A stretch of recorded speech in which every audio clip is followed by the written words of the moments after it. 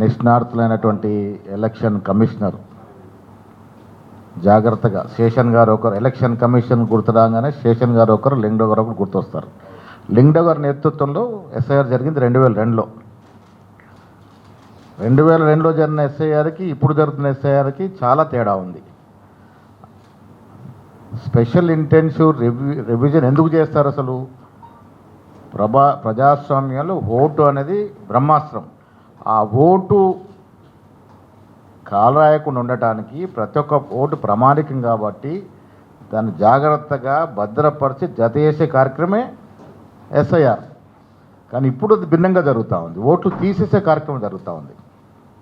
గతంలో జరిగినటువంటి ఎస్ఐఆర్లు అన్నీ కూడా అర్హత కలిగిన ప్రతిభానికి ఓటు హక్కుని జత చేసే కార్యక్రమం జరుగుతాయి. ఇవాళ ఓటు హక్కు ఉండి కూడా మనది కాదు మనకు పడదనుకున్న ఓటును తీసేసే ప్రక్రియ జరుగుతూ ఉంది ఇప్పుడు. అప్పటి ఎస్ఐఆర్కి ఇప్పటి ఎస్ఐఆర్కి అది తేడా. అప్పుడు లింగడో గారు శేషన్ గారు ఇండిపెండెంట్గా వ్యవహరించినటువంటి పరిస్థితి. ఇప్పుడు ఎలక్షన్ కమిషన్ చీఫ్ ఎలక్షన్ మొదలు ఎలక్షన్ కమిషన్ అంతా కూడా బీజేపీ పార్టీ అనుబంధ సంస్థలుగా పనిచేస్తూ ఉన్నాయి. ఇందాక పెద్దలు చెప్పినట్టుగా అసలు చీఫ్ ఎలక్షన్ కమిషన్ ఎంపిక చేసే విధానంలో మార్పులు తీసుకొచ్చారు. ప్రధానమంత్రి, ప్రతిపక్ష నాయకుడు, సుప్రీంకోర్టు జడ్జి స్థానంలో ఈ మొదటిద్దరి నుంచి మూడో వ్యక్తిని హోంమంత్రి చేర్చారు. అంటే ఏ ప్రభుత్వం ఉంటే ఆ ప్రభుత్వం వ్యక్తిని పెట్టుకునే విధంగా వెసులుబాటు కలుగజేస్తున్నారు. తద్వారా ఇవాళ జరుగుతున్నటువంటి ఎలక్షన్ కమిషన్ ఆఫ్ ఇండియా అసలు ఎంత ఘోరంగా ఎంత అన్యాయంగా ప్రవర్తిస్తున్నారంటే మొన్న మీనాక్షి నటరాజన్ ఉదాహరణ. నేను కూడా ప్రత్యక్షంగా భోపాల్ పోయాను, 3 రోజులు ఉన్నాం. ఒకటికి 4 సార్లు అడ్వకేట్లు అడిగాం. అసలు అవసరం లేదన్నటువంటి విషయాన్ని ఆరో గారు ఎంత దుర్మార్గంగా వ్యవహరించినారంటే అసలు కేసు లేదు, ఎఫ్ఐఆర్ లేదు, క్రైమ్ నంబరు లేదు. ప్రైవేటు వ్యక్తుల మధ్య జరిగినటువంటి ఒక వివాదం వల్ల ఒక ఇచ్చిన నోటీసు, నాకు అట్లా 15-20 నోటీసు పెండింగ్లో ఉన్నాయి. ఆ నోటీస్ని ఆధారం చేసుకొని ఆరో గారు ఎంత దుర్మార్గంగా నామినేషన్ తిరస్కరించారంటే దీనివల్ల అర్థమైంది ఏంటంటే మోడీ గారి ప్రభుత్వం మేము చక్రవర్తులం ఈ దేశానికి, మేము ఇష్టారాజ్యంగా చేస్తాము, మాకు అవసరం ఉన్నదలో చేసుకుంటామనే విధంగా మొన్న ఆరో గారు ఇచ్చినట్టు నిర్ణయం. దురదృష్టం సుప్రీంకోర్టుకి వెళ్తే ఉన్న నామ్స్ ప్రకారం ఎలక్షన్ ప్రక్రియలో మేము ఇన్వాల్వ్ కాలం. ఎలక్షన్ కేసు ఏముంది, ఎలక్షన్ కేసు ఏమవుతుంది ఈ దేశంలో మనం చూస్తాం, ఏళ్ల తరబడి నడుస్తుంది. ఇది ఇక్కడైతే జార్ఖండ్లో నామినేషన్ వేసినటువంటి అదానీ బంధువు అసలు నామినేషన్ సరిగా నింపలేదు, అసలు నామినేషన్ పత్రమే కాదు అది, మళ్ళీ అవకాశం ఇచ్చి దాన్ని సరిదిద్దుకున్నారు. జార్ఖండ్ ఆ రకంగా చేశారు, భోపాల్ ఈ రకంగా చేశారు. అంటే ఇష్టారాజ్యంగా మోడీ గారు ప్రభుత్వం వచ్చిన తర్వాత రాజ్యాంగ సంస్థల్ని, ప్రజాస్వామ్య సంస్థల్ని అన్నీ కూడా నిర్వీర్యం చేస్తూ ఉన్నారు. వారి ప్రభుత్వంలో గుప్పులో పెట్టుకునే ప్రయత్నం చేస్తూ ఉన్నారు. ఎస్ఐఆర్ ఎంత దుర్మార్గంగా పోతూ ఉందంటే ఇటీవల జరిగినటువంటి వెస్ట్ బెంగాల్, అంతకుముందు బీహార్లో కూడా రాహుల్ గాంధీ గారు జన్మదినోత్సవం జరుపుకుంటూ ఉన్నారు. ఈ దేశానికి దశ దిశ భవిష్యత్తు. వారికి మీ తరఫున నా తరఫున జన్మదిన శుభాకాంక్షలు. ఎందుకు వారి భవిష్యత్తు అంటా ఉన్నానంటే మీకు మాకు తెలుసు, నేను చాలాసార్లు నిర్మమంగా మాట్లాడతాను, మోడీ అమిత్ షా ఈ దేశంలో ఎవరినైనా బెదిరించే స్థాయికి పోయారు. వారి అవసరం వారి పదవులు కాపాడుకుంటూ ఎంతో దూరమైనా పోయే పరిస్థితిలో ఉన్నారు. దాన్ని ధీటుగా ఎదిరిస్తున్నటువంటి కుటుంబం, వ్యక్తి గాంధీ గారు, రాహుల్ గాంధీ గారు చాలా ధీటుగా ఎదిరిస్తూ ఉన్నారు. ఎక్కడ కూడా కాంప్రమైజ్ లేకుండా ఎదిరిస్తూ ఉన్నారు. ఎస్సీఆర్ ఇటీవల వెస్ట్ బెంగాల్ ఎన్నికలు చూస్తాం, బీహార్లో అదే రకంగా చూస్తాం. వెస్ట్ బెంగాల్లో ఏ పత్రికలు ఏ సర్వేలు కూడా మమతా బెనర్జీ గారు ఓడిపోతారని చెప్పలే. ఇక్కడ ఎంత పగడ్బందీగా ఎస్ఐఆర్ చేశారంటే ప్రభుత్వం ఆవిడది ఉంది, 3 సార్లు ముఖ్యమంత్రి అయింది ఆమె ప్రభుత్వ యంత్రాంగం ఉండగా కూడా మనది కాదు అనుకునే లౌకికవాద ఓట్లన్నీ తొలగించారు. 92 లక్షల ఓట్లు తొలగించారు. ప్రతిపక్షాలు కాంగ్రెస్ అన్ని ప్రతిపక్షాలు కమ్యూనిస్టులు గొడవ చేస్తే కేవలం 31 లక్ష ఓట్లకు మాత్రమే మళ్ళీ రివ్యూ చేసి జత చేశారు. 60 లక్షల ఓట్లు బయట ఉండిపోయాయి. ఆమె ఓడిపోయింది 30 లక్షల ఓట్లతో. అంటే 60 లక్షల జత చేసి ఉంటే రిజల్ట్ తారుమారయ్యేది. గెలవకూడని పార్టీ, ప్రజలు కోరుకోని పార్టీ, ప్రజల ఆకాంక్షలకి ఎదురైన పార్టీ అధికారంలోకి వచ్చింది. గెలవాల్సిన పార్టీ ఓడిపోయింది కేవలం ఎస్ఐఆర్ ప్రక్రియ వల్ల. అంటే ఎంత దుర్మార్గంగా వాళ్ళు చేస్తూ ఉన్నారు. ఎస్ఐఆర్ వల్ల ఎవరికి అధిక నష్టము? పేదవాడికి. ఎన్ని కండిషన్లు ఉన్నాయంటే ఆ ఓటు అకారణంగా తొలగిస్తారు, ఎవరితోనో కాంప్లైంట్ పెట్టి తొలగిస్తారు. మళ్ళీ నమోదు చేసుకోవాలంటే రకరకాల ప్రయాసాలకి లోనవ్వాలి. కూలి నాలు చేసుకునేవాడు, రోజు కూలి చేస్తే కానీ పొట్ట గడవని వాడు ఆఫీసుల చుట్టూ తిరుగుతాడా, ఎలక్షన్ ఓటు చుట్టూ తిరుగుతాడా? ఆ ఉన్న పరిస్థితిలో వానికి ఓటు కన్నా ఎక్కువ పొట్ట తిప్పలు ఎక్కువ. ఆ ఓటు ఎవరికి పడుతుంది? అయితే కాంగ్రెస్ పార్టీకి పడుతుంది, లేకపోతే కమ్యూనిస్ట్ పార్టీలకు పడుతుంది, లౌకికవాద పార్టీలకు పడుతుంది.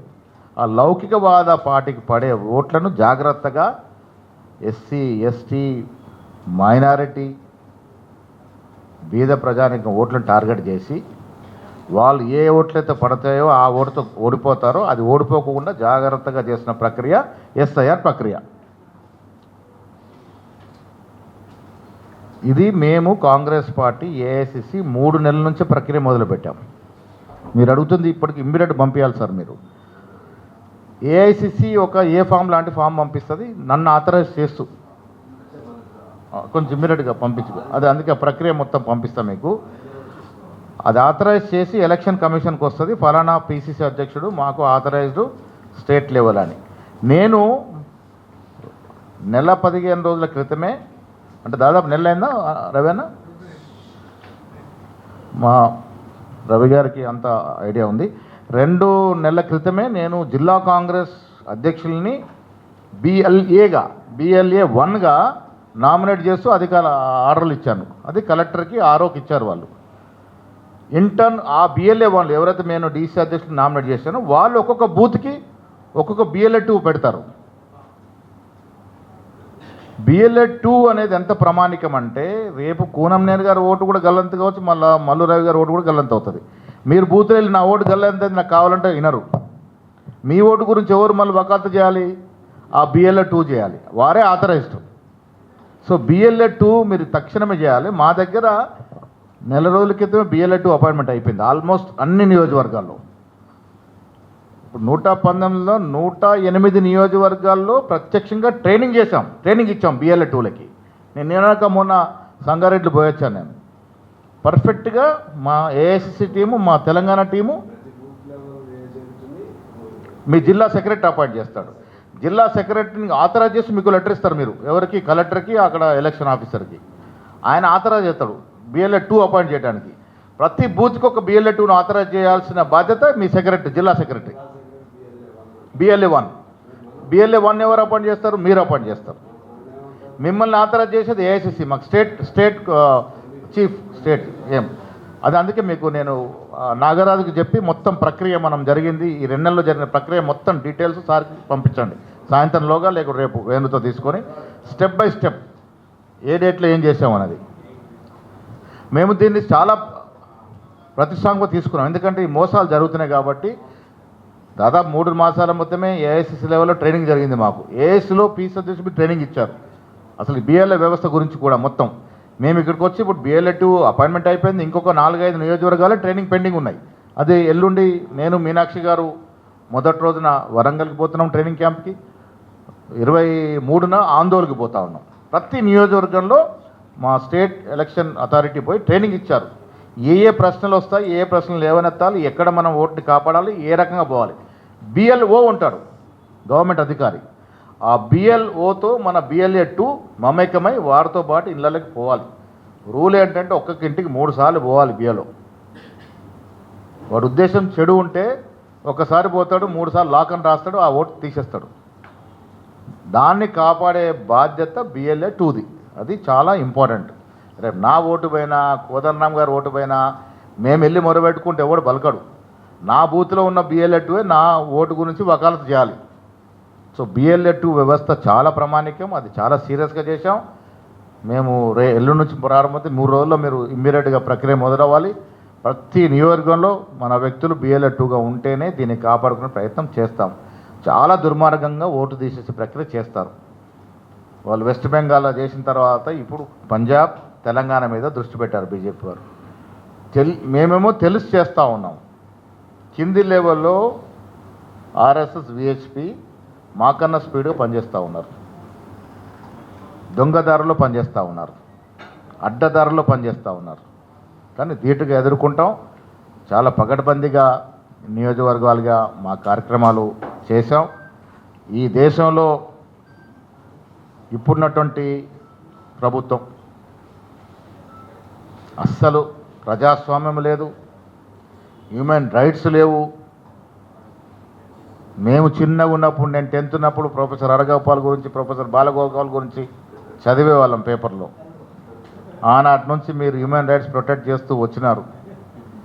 ఇలా హ్యూమన్ రైట్స్ విషయంలో అసలు ఎక్కడ కూడా నేను ఇదే సిపిఐ, సిపిఎం వాళ్ళు చేసిన మీటింగ్లు చెప్పాను. అన్నాడు అమిత్ షా వచ్చి నా మీద మాట్లాడినారు. కగార్లో జరుగుతున్న యుద్ధం గురించి మాట్లాడినాం. అమిత్ షా నిజామాబాద్ నా మీద మాట్లాడినారు. నేను ఆ రోజు కూడా చెప్పాను, నేనే స్వయంగా నక్సలైట్ విక్టిమ్. కానీ వాళ్ళ మారిన పరిస్థితి దృష్ట్యా, సమకాలీన పరిస్థితి దృష్ట్యా ఖగార్ విషయంలో చర్చలు జరపాలని చెప్పాము, జరపలే. ఇష్టారాజ్యం కొట్టేశారు. అయితే వాళ్ళ పరిస్థితి ఏంటంటే, వాళ్ళు అమిత్ షా, మోడీ అనే త్రయం ఏదైనా చేయగలుగుతాం. వాళ్ళ ఉద్దేశం పరకాల ప్రభాకర్ గురించి మీరు చెప్పారు కదా, పరకాల ప్రభాకర్ బాగా రాశారు. ఇప్పుడు ఆయన ఏంటంటే, ఇప్పుడు ఈ ప్రధానమంత్రి 3వ టర్మ్కి ప్రజల్లో వన్నె తగ్గింది, క్లారిటీగా వన్నె తగ్గింది. ఏదో చేస్తారనుకున్నాడు ఈ దేశ ప్రజలు, ఏదో చేస్తారనుకున్నారు, ఏమీ చేయలే. బీద ప్రజానికి అసలే చేయలే. వాళ్ళ అధికారంలోకి వచ్చి లాపటదల్లా పెద్ద సంస్థలే, ఏమీ చేయలేకపోయారు. ఉద్యోగాలు ఇవ్వలే, ఉద్యోగాలు బిగించారు. ప్రభుత్వ రంగ సంస్థలు నెహ్రూ నుంచి మొదలుకొని మన్మోహన్ సింగ్ గారు పెట్టిన నిర్వీణం చేశారు. లాభాలున్న సంస్థలు వారి వ్యక్తులకి ధరావత్తం చేశారు. ఇవాళ ఏమి చేయకుండా 3వసారి ఓడిపోతాం కాబట్టి ప్రెసిడెంట్ పాపం ఎలక్షన్కి పోవాలి, అమెరికా లాగా గుత్తాధిపత్యం తెచ్చుకోవాలని అధ్యక్షుడు కావాలి తపన పడుతున్నట్టు కనబడుతూ ఉంది. ప్రభాకర్ గారు రాశారు. ఏంటంటే ఇప్పుడు రష్యాలో చూస్తూ ఉన్నాం మనం, ఏ రకంగా చక్రవర్తిలాగా ప్రవర్తిస్తూ ఉన్నారు. కొరియాలో చూస్తూ ఉన్నాం. అమెరికా కూడా ఇంచుమించు ప్రజాస్వామ్యం దూరమై నియంతలాగా వచ్చేసింది. ఆ రకమైనటువంటి ఫామ్ ఆఫ్ గవర్నెన్స్ ఇక్కడ తెచ్చుకోవాలని తాపత్రయం ఉన్నాడు. ప్రజాస్వామ్యం నమ్ముకునే వాళ్ళము, లౌకికవాదం నమ్ముకునే వాళ్ళం జాగ్రత్త పడకుంటే చాలా దుర్మార్గం పోతుంది. మల్లురవి గారు చెప్పినట్టుగా రాజ్యాంగాన్ని మార్చాలనుకున్నారు, వారు సొంత రాజ్యాంగాన్ని రాయాలనుకున్నారు. మనమందరం నిలబడ్డాం. దేవుడి పేరిట నేను చాలా చోట్ల చెప్తా ఉన్నాను. నేను కూడా భగవంతుని పూజిస్తా, కానీ ప్రతి చోట చెప్తా ఉన్నాను, జయ శ్రీరామ్ అనే వ్యక్తి బీజేపీ పార్టీ సొంతం కాదు. వారికి బీజేపీ పార్టీలో ఓటు హక్కు లేదు, సభ్యత్వము లేదు. ఎట్లా వాడుకుంటారు జయ శ్రీరామ్ని? ఇష్టారాజ్యంగా దేవుణ్ణి వాడుకొని 3 సార్లు రాజ్యానికి వచ్చారు. ఇవాళ ప్రజలు ఆలోచిస్తూ ఉన్నారు, దేవుడి చోట దేవుడు ఉండాలి, అందరము గౌరవిస్తాం, ఎవరు మార్గంలో వారు దేవుని పూజ చేసుకుంటాం. దేవుణ్ణి ఎన్నికలకు లాగి ఈ రకంగా అధికారంలోకి వచ్చారు. మళ్ళీ దేవుల పేరిట ఓట్లు అడిగితే పడే పరిస్థితి లేదు. కాబట్టి దుర్మార్గమైనటువంటి దొడ్డిదారణ మళ్ళీ ఏదో రకంగా అధికారులు ఉండాలి, రావాలని తపన. దానికోసమే ఈ కుటిల ప్రయత్నాలన్నీ చేస్తూ ఉన్నారు. మనకన్నా ఎక్కువ సమాజంలో పౌరులు అలర్ట్ కావాలి. ఇప్పుడు మనం చేస్తాం పార్టీలుగా, మన బాధ్యత ప్రతి పేదవాడి ఓటు కాపాడే ప్రయత్నం చేస్తాం. కానీ దీంట్లో అలర్ట్ కావాల్సింది ప్రతి పౌరుడు. ఇంకా బాధ ఏంటంటే ఓటు హక్కు విలువ చాలామందికి తెలియట్లే. ఈ దేశ చరిత్ర కూడా మోడీ గారు, అమిత్ షా తెలుసుకోవాలి. మంచి గొప్ప చక్రవర్తులే నేలమట్టమయ్యారు. ప్రజాస్వామ్యం గొప్పది, ప్రజలు తలుచుకున్నప్పుడు ఎవ్వరు మిగలరు. మరి వీళ్ళు దాన్ని ఎదురిది ఏదో ప్రయత్నం చేస్తూ ఉన్నారు. కానీ దేశంలో కాంగ్రెస్ పార్టీ, నేను చాలా సందర్భాలు చెప్తాను, కాంగ్రెస్ పార్టీతో పాటు కమ్యూనిస్టులు ఇంకా బలపడాలి, దేశంలో రావాలి, గట్టిగా బలపడాల్సిన అవసరం ఉన్నది. ఎందుకంటే కమ్యూనిస్టులు బలపడకుంటే ఇలాంటి మతవాద శక్తులు అపరాండ్ అవుతాయి. కమ్యూనిస్ట్ పార్టీకి, కమ్యూనిజానికి చావు లేదు. కమ్యూనిస్టులు బలపడాలి, కాంగ్రెస్ పార్టీతో తోడ్పాటుగా ఉండాలి. ఈ దేశంలో మనం ఒక శక్తిగా ఉండి ఇలాంటి శక్తులను ఎదుర్కోవాలి. ఇది రాహుల్ గాంధీ గారి ఆలోచన. చాలా సందర్భాల్లో రాహుల్ గాంధీ గారు నాకు కూడా చెప్పారు, ఇక్కడ అన్ని బహిర్గతంగా చెప్పలేను, కానీ రాహుల్ గాంధీ గారి ఆలోచన చాలా గొప్ప ఆలోచన, చాలా గొప్ప ఆలోచన. చాలామందికి అర్థం కాదు. భారత్ జోడో సందర్భంలో వారు చదివిన ఈ దేశాన్ని చదివిన తీరు, అర్థం చేసుకున్న తీరు. ఇలా కుల సర్వే వచ్చింది రాష్ట్రంలో. ఇది కేవలం రాహుల్ గాంధీ గారి ఆలోచన. కుల సర్వే చేసి దేశానికి ఆదర్శం ఇచ్చాం. రేవంత్ రెడ్డి గారు కూడా మనం మార్కులు ఇవ్వాల్సిన అవసరం ఉంది. రెడ్డి అయి ఉండి కూడా కుల సర్వే చేశారు, ఒక దేశానికి ఆదర్శం చేశాం. ఈ సందర్భం నేను చెప్పదలుచుకుంది, ఎస్ఐఆర్ చాలా దుర్మార్గంగా చేసే ప్రయత్నం ఉంది. దాన్ని కమ్యూనిస్ట్ పార్టీలు, కాంగ్రెస్ పార్టీ, లఘువేద నమ్మకున్న పార్టీలు అందరూ కూడా సమర్థవంతంగా ఎదుర్కోవాలి. ఎదుర్కొంటేనే మన ఓటు, పేదవాడు ఓటును కాపాడగలుగుతాం. పేదవాడు ఓటు పోతే ఎలక్షన్ వన్ సైడ్ అవుతుంది. అది జరగకుండా చేయాల్సిన ప్రయత్నం ఉంది. మా తోడ్పాటు ఎప్పుడు మీకుంటుంది, మీ తోడ్పాటు మాకు ఎప్పుడూ కావాలి. ఈ ఎస్ఐఆర్ ప్రక్రియ పరిపూర్ణమైన సమాచారం ఇస్తాం. తక్షణమే రంగంలోకి దిగాల్సిన అవసరం ఉంది. ముందుకు పోతే మంచి ఉంటుంది అనేటువంటి మాట సందర్భం మనం చేస్తూ, తెలంగాణలో కూడా 2.5 సంవత్సరాలు అధికారంలోకి వచ్చాం. చాలా వాగ్దానాలు చేసాం. కేసీఆర్ గారు పోయేటప్పుడు ఇచ్చిన అప్పు, ఇవన్నీ ఇబ్బందులు కూడా కొన్ని ఇబ్బందులు వచ్చినా చేయగలుగుతున్నాం. అల్టిమేట్గా పేదవాడికి వల్ల సంక్షేమం అందుతుంది సార్. అది మన ఏంటి సన్న బియ్యం కావచ్చు, ఎవరు ఊహించిన విధంగా సన్న బియ్యం కావచ్చు. 200 లోపు యూనిట్లు కూడా 70% పైగా ఇండ్లు వాడుకుంటా ఉన్నాయి. బయటకు వచ్చి చెప్పకపోయినా 70% పైన గ్రామాల్లో ఇండ్లు వాడుకుంటా ఉన్నాయి. ఉచిత బస్సు, రైతు భరోసా, రైతు రుణమాఫీ ఇవన్నీ కూడా చేస్తూ ఉన్నాయి. ఇంకేమైనా మీరు ఇలా భాగం పూనం సాంబశివరావు గారు కాంగ్రెస్ పార్టీలో సిఎల్పిలో భాగం వారు, సలహాలు సూచనలు వారే కాకుండా మీరందరూ కూడా ఏమైనా సలహాలు సూచనలు ఉంటే తప్పకుండా కాంగ్రెస్ పార్టీ పాటించడానికి సిద్ధంగా ఉందని పార్టీ అధ్యక్షుడిగా మేము ముందు చెప్తూ సెలవు తీసుకుంటా ఉన్నాను. జై హింద్.